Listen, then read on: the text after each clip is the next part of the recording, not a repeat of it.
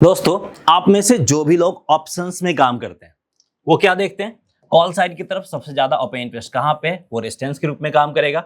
Similarly put side की तरफ सबसे ज्यादा ओपन इंटरेस्ट कहां पे है, वो सपोर्ट के रूप में काम करेगा। और इसी के बेसिस पे ट्रेड लेते हो, यही करते हो ना। और यही करने के कारण से आपका ट्रेड लॉस में जा रहा है और आगे भी लॉस में जाते रहेंगे अगर आप सिर्फ ऐसे ही ओपन इंटरेस्ट के बेसिस पे काम करोगे। तो अब आप बोलोगे तो फिर काम कैसे करना? तो ओपन इंटरेस्ट के साथ साथ आपको यहाँ पे डेल्टा का भी इस्तेमाल करना है और इसके साथ साथ आपको गामा का भी इस्तेमाल करना है। और इसी को हम बोलते हैं ओडीजी स्ट्रेटजी, यानी open interest delta and gamma strategy. आप में से बहुत कम लोगों ने नाम सुना होगा। अब आप बोलोगे प्रशांत भाई, ओपन इंटरेस्ट को यूज करना ही थोड़ा सा डिफिकल्ट था, आपने उसमें डेल्टा और गामा ऐड कर दिया। तो कोई डिफिकल्ट नहीं है, बहुत ही सिंपल है।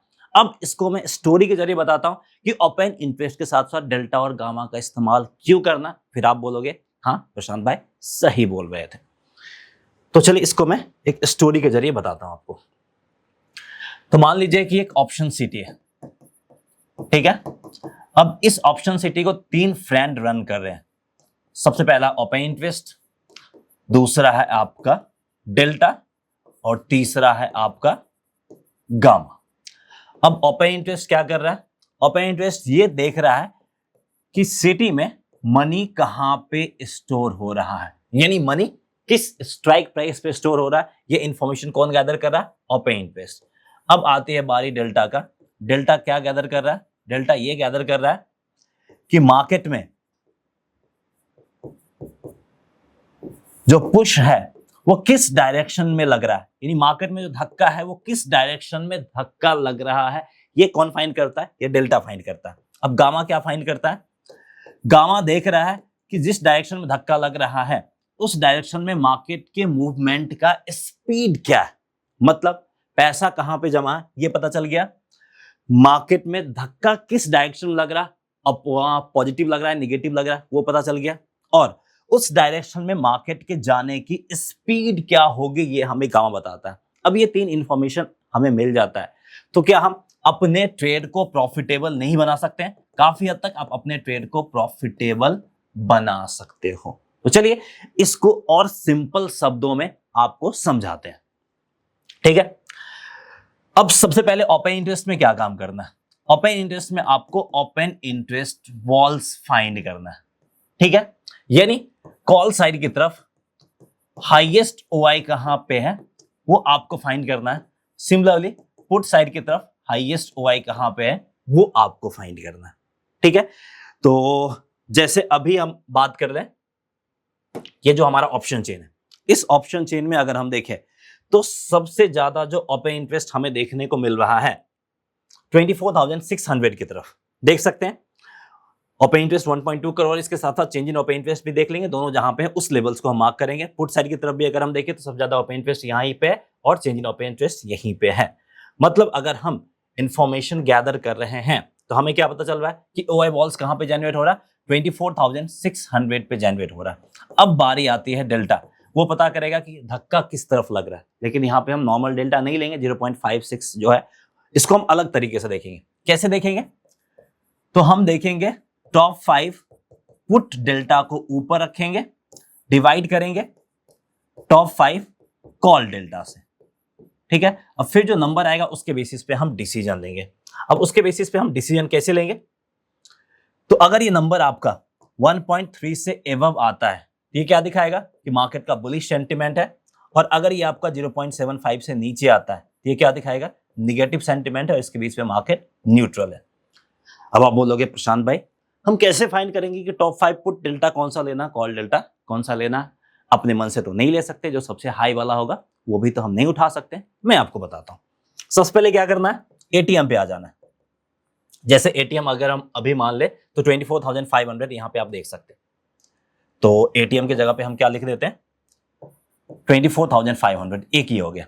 अब एटीएम से एक स्ट्राइक प्राइस ऊपर यानी 24,550, एक और स्ट्राइक प्राइस ऊपर 600, वैसे ही इससे नीचे 24,450 एंड 24,400। यानी एटीएम से 2 स्ट्राइक एटीएम लेना है, एटीएम से 2 स्ट्राइक प्राइस ऊपर और एटीएम से 2 स्ट्राइक प्राइस नीचे, टोटल हो गया ना 5। यहां भी आप देख लो 1 2 3 4 एंड 5, 5 स्ट्राइक प्राइस हो गया। अब क्या करना है, इसका सारा का कॉल डेल्टा जितना भी होगा सबको ऐड कर लेना है।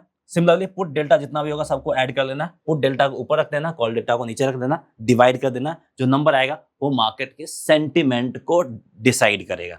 तो चलिए अब मैं आपको दिखाता हूं कि अभी जो मार्केट में है, हमने ओआई वॉल्स तो फाइंड कर लिया, अब कॉल डेल्टा और पुट डेल्टा को हम कैसे निकालेंगे वो भी मैं आपको बताता हूं। तो सिमिलरली मोबाइल आपके पास होगा ही, मोबाइल निकालिए और वहां से आप कैलकुलेशंस कीजिए, ठीक है।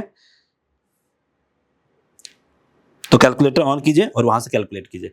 तो यहां पे अगर हम देखें तो 24,500 है, तो हम कौन कौन सा लेंगे स्ट्राइक प्राइस, 500 है, 450 एंड 400, 550 एंड 600, ये 5 स्ट्राइक प्राइस लेंगे। तो सबसे पहले हम पुट साइड वाला डेल्टा ले लेते हैं, 400 से स्टार्ट करते हैं। तो ये है आपका 0.36 प्लस 0.41, प्लस माइनस नहीं लेना है, प्लस 0.46, 3 हो गया, प्लस 0.51 प्लस 0.56, टोटल 5 हो गया। ये आ गया 2.3। तो जो पुट वाला आ गया वो यहां पे हम ऊपर में लिख लेते हैं, वो आ गया 2.3, ठीक है। अब सिमिलरली कॉल साइड वाला हम कैलकुलेट करते हैं। कॉल साइड वाला हम इधर से ही शुरू करते हैं 24,600 से, तो 0.44 प्लस 0.49, मैं कैलकुलेट करके दिखा रहा हूं ताकि आप आसानी से कर सकते हो ऐसे ही 1 मिनट में। 0.54 प्लस 0.59 प्लस 0.64, ये आ गया आपका 2.7, ये आपका आ गया 2.7 कॉल वाला, ठीक है। तो अब क्या करना है, हमें यहां पे डिवाइड कर देना है, कॉल का पुट का ऊपर रखना है, कॉल का नीचे रखना है। तो 2.3 डिवाइडेड बाय 2.7, ठीक है। अब अगर आप ये करते हैं 2.3 डिवाइडेड बाय 2.7, तो ये निकल के आ रहा है 0.85, ये निकल के आ रहा है आपका 0.85। तो मैंने क्या रेंज निकाला था, 0.75 के नीचे नेगेटिव और 1.3 के ऊपर पॉजिटिव, इसके बीच में न्यूट्रल। तो नेगेटिव साइड की तरफ है, लेकिन काफी हद तक अभी तक नेगेटिव इंस्टेंसेस नहीं आया। कौन सा इंस्टेंसेस आया, न्यूट्रल वाला। तो यहां पे क्या दिखा रहा है कि मार्केट ना ही पॉजिटिव है ना ही नेगेटिव है, मार्केट आपका न्यूट्रल साइड की तरफ है, ठीक है। तो डेल्टा हमें यहां पे क्या इंफॉर्मेशन दे दिया, ये सब कुछ हम क्लीन करते हैं ताकि आपको ये चीजें समझ में आ जाए। ये भी फॉर्मूला भी हम हटा देते हैं। डेल्टा हमें दे दिया, ये 0.85 के करीब है, ठीक है। तो ये इंफॉर्मेशन हमें यहां पे मिल गया। अब gamma, let's find out gamma को हम कैसे फाइंड करेंगे, मैं आपको लाइव मार्केट में ये चीजें एक्सप्लेन करता हूं। तो गामा के लिए हम क्या करेंगे, ग्रीक डीप डाइव पे जाएंगे। गामा आपका है 0.001 और मॉर्निंग से भी यही है 0.001। तो यहां पे हम गामा को नोट डाउन कर लेते हैं 0.001। तो अब यहां पे क्या आ रहा है, न्यूट्रल स्टांसेस है। तो यहां पे हम क्या करेंगे, ट्रेडिंग को अवॉइड करेंगे। इस कंडीशन में कभी भी आपको ट्रेड नहीं करना। अब ट्रेड किस कंडीशन में करना है, ओआई वॉल्स 24,600 पे, इस पे तो कोई नहीं करना। डेल्टा जो है यही अगर आपका 1.4 के करीब आ जाता है, ठीक है, और उसके साथ साथ मॉर्निंग में अगर हम गामा देखते हैं 0.001 के करीब है और ये इंक्रीज होकर 0.003 के करीब हो जाता है, तो क्या होता है कि जैसे ही मार्केट 24,600 के ऊपर निकलता, सेंटिमेंट पॉजिटिव था, तो हम यहां पे बाई साइड की तरफ ट्रेड ले लेते। वहीं अगर ऐसे डेल्टा निगेटिव होता और गामा डिक्रीज करता है, तो हम क्या करते हैं, हम सेल साइड वाला ट्रेड ले लेते हैं। ऐसे रैंडमली आपको बाई सेल नहीं करना है। अब जैसे हमने डेल्टा का आपको रेंज बताया था, अगर आप चार्ट देख के काम करते हैं तो वहां पे भी हमने इसी तरह का जोन फाइंड किया है।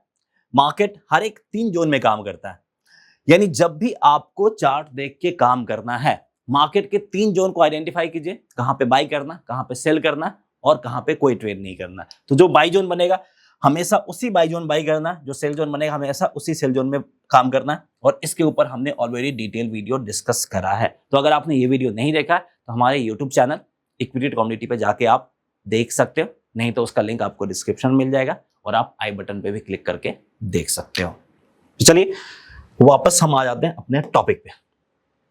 तो हमने यहां पे क्या देखा कि ऑप्शन चेन के साथ साथ हमें यहां पे क्या यूज करना है, हमें यहाँ पे डेल्टा का भी इस्तेमाल करना है और गामा का भी इस्तेमाल करना है। यहाँ पे कोई कॉम्प्लिकेशंस, कोई डिफिकल्टी नहीं है। बस आपको एक छोटा सा कैलकुलेशंस करना है। मोबाइल तो हमेशा आपके पास रहता ही है, तो वो मोबाइल को उठा के आप कैलकुलेशंस कर सकते हो और फाइंड कर सकते हो कि मार्केट का सेंटिमेंट बुलिश है या फिर बियरिश है। अब अगर मार्केट का सेंटिमेंट बियरिश है तो हम क्या फाइंड करेंगे, जो ओआई वॉल्स हमारा निकल के आया है, ठीक है, उस ओआई वॉल से अगर मार्केट आपका रिवर्सल लेता है, अगर ऊपर है तो रिवर्सल लेता है, नहीं तो ओआई वॉल्स अगर पुट साइड वाला नीचे है तो उसको तोड़ता है, तो हम वहां पे सेल करेंगे। यानी अगर मार्केट का सेंटिमेंट निगेटिव है तो सपोर्ट तोड़ने पे हम सेल करेंगे, अगर मार्केट का सेंटिमेंट पॉजिटिव है तो रेसिस्टेंस के ऊपर निकलने पे हम बाई करेंगे। ठीक है, बस ये सिंपल स्ट्रेटजी आपको फाइंड करना है, जिससे आप मार्केट के ट्रेंड, सेंटिमेंट, मनी कहां पे आ रहा है और डायरेक्शन का स्पीड क्या है, सब कुछ को हम कैलकुलेट करते हुए फिर हम एक सेटअप ले रहे हैं जिसके एक्यूरेसी के चांसेस बहुत ज्यादा रहेंगे। तो ऐसे ही और इंफॉर्मेटिव कंटेंट चाहिए तो हमें फॉलो कीजिए, सब्सक्राइब कीजिए। मिलते हैं नेक्स्ट वीडियो में। जय हिंद।